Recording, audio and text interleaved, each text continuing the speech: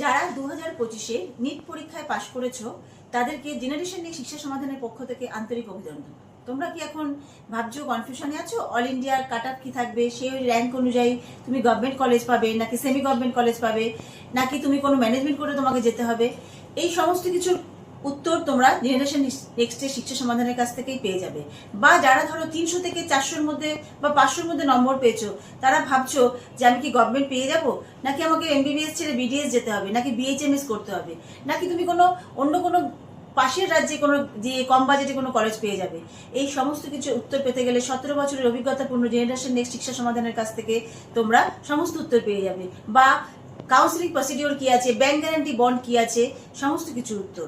তো চলো দেরি না করে ভিডিওটি দেখা মাত্রই তোমরা কিন্তু নিচে দেওয়া কন্ট্যাক্ট নাম্বারে কল করে বা হোয়াটসঅ্যাপ করে নাও, তাহলে সমস্ত কিছুর অ্যান্সার তোমরা পেয়ে যাচ্ছ। Thank you.